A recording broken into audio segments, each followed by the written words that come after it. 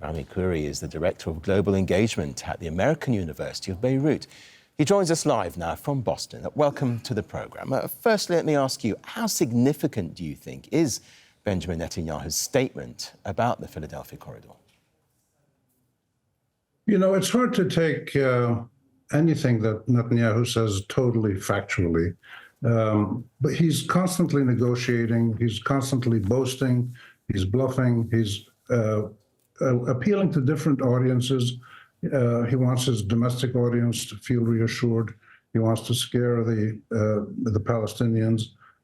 He wants to negotiate with the Egyptians. He wants to get more support from the Americans. So anything he says has multiple audiences, multiple purposes, and should not be taken at face value. But we do know that there's two things that the Israelis have always wanted since the creation of their state in 1948.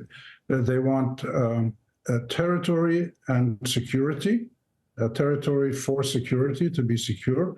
And they want to, in many phases, including this government, expand the land of the state of Israel to include what they call parts of the biblical land of Israel. So they have this messianic, biblical, theological drive, and they have the security drive. Neither of those has ever really brought them security. The more that they expand, the more they control land, the more they try to be secure by taking over people's lands, driving people out of their homes, the less secure they become, because they just instigate greater and more intense forms of resistance by Palestinians and by other people, Lebanese. That happened with Hezbollah in Lebanon, and in Palestine with Hamas and Islamic Jihad. So we have to just take this as one element that he's throwing into the negotiating pot, because there are serious negotiations going on to resolve the immediate issues, which is the Israeli genocidal assault on Gaza, the prisoners and hostages and detainees on both sides, to get a ceasefire. All these things have to be negotiated, and then maybe what comes after that. So I see this purely as one more element he's throwing in there to be negotiated. And with that element, forgive me, with that element, I mean, how much tension does that potentially create amongst other regional players like Egypt? Well, the Egyptians will not accept giving that territory to Netanyahu, to the Israelis. They negotiated in 1979 with the Egyptian-Israeli peace treaty, and that corridor was created. They agreed that Egypt would patrol it, I think with 750 troops and all kinds of specified arms. They don't seem to have done a very good job, because there's all these tunnels underneath it, and Hamas and traders and students and people needing medical aid can come in and out of Gaza using that area. And that's what Israel presumably wants to stop, and Hamas and the Palestinians in Gaza want to not stop it, because it's their only outlet to the world. The Israelis control the sea in the west and the north and the east of Gaza. The south is the only part that leads Gaza right onto an Arab territory.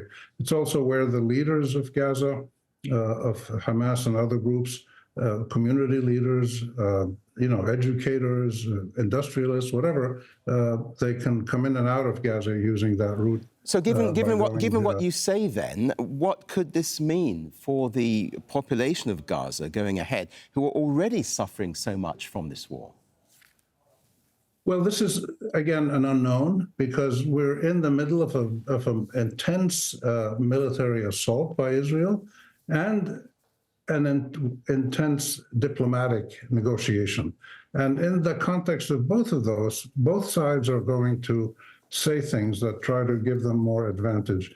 Hamas doesn't speak too much in public. It makes statements through its official spokesperson once every few days, and occasionally some of their leaders in Lebanon and Qatar and in Egypt make a statement, but not too much. The Israeli politicians are totally different, Netanyahu in particular. He's never seen a television camera that he doesn't fall in love with, and he loves to speak, and he's trying desperately to show how tough he is, how this time we're really going to destroy Hamas, which he said 4 times before, using military force. This time he's using much more drastic force, destroying the whole society, the schools, the hospitals, the water systems.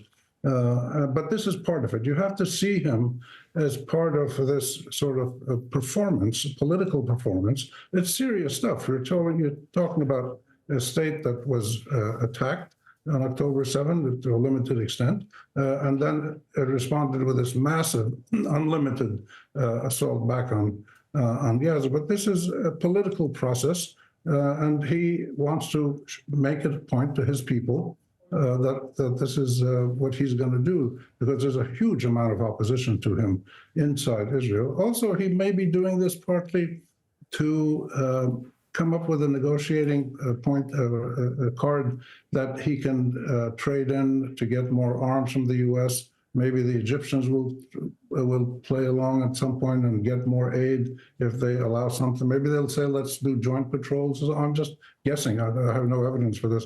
But I don't think so. I don't think people want to give Israel more territorial control of Arab lands. We want them to get out of the Arab lands and shift into a political negotiation, which would give the Israelis and the Palestinians their full rights, like the Egyptians got their full rights when they made peace with Israel. So given what you say then, forgive me, given what you say, how does this Philadelphia corridor issue play into Israel's overall military strategy in its war on Gaza?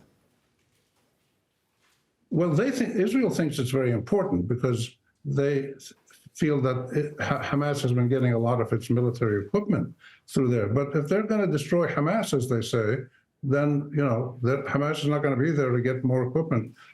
So it doesn't make a lot of sense to me, at least. The future of Gaza is going to be part of Palestine that includes the West Bank and maybe down the road parts of East Jerusalem. We'll see.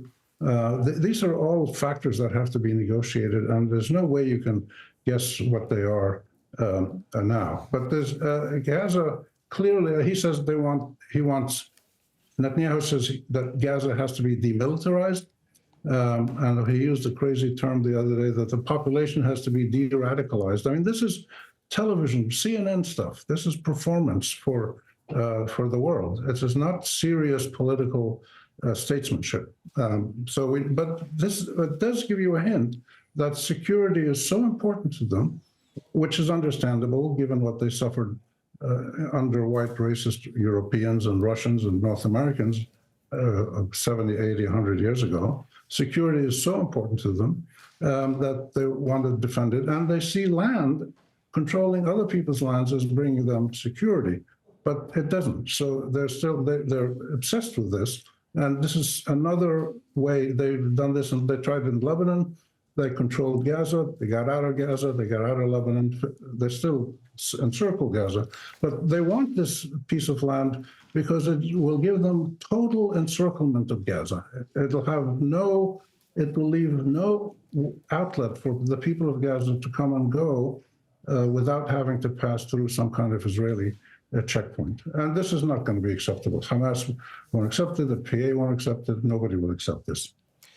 We'll leave it there for now. Rami Khouri, thank you very much indeed for your insights here on Al Jazeera. Thank you.